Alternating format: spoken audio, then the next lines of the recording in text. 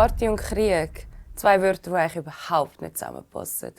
In der Ukraine aber finden eigentlich schon seit dem letzten Mai immer wieder Charity-Festivals und Raves statt.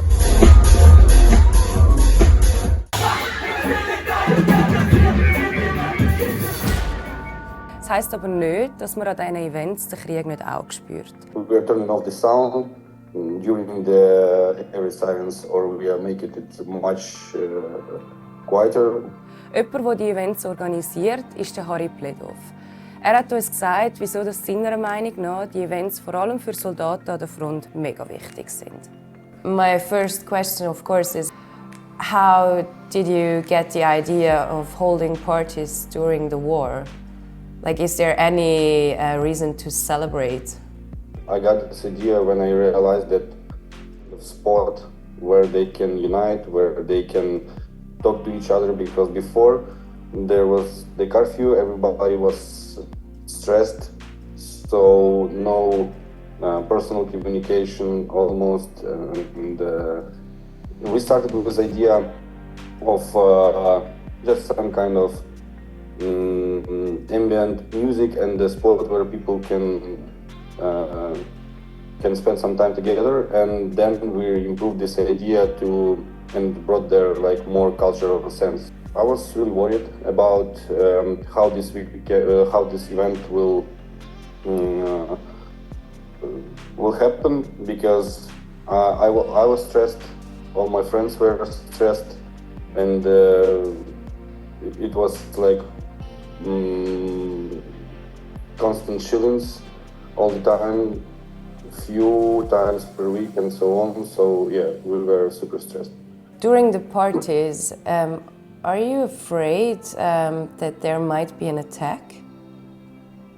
We are afraid about the attack, even not on the party. So party is not the reason to be afraid of anything. I can say that people are more used to these attacks now than it was like on the first 3-4 months. We understand that the Russians trying to destroy our critical infrastructure, so we are trying to avoid these areas. And as for the parties, we are turning off the sound due to during the every silence, or we are making it much quieter to understand what's going on around you. But was there also any resistance from other people, or what was like the overall reaction? No, actually, I've been ready to this resistance, but actually there was almost no rude comments and so on. People who didn't want to come to the party, they just been staying at home. This party became more about music and more about communication than it was before.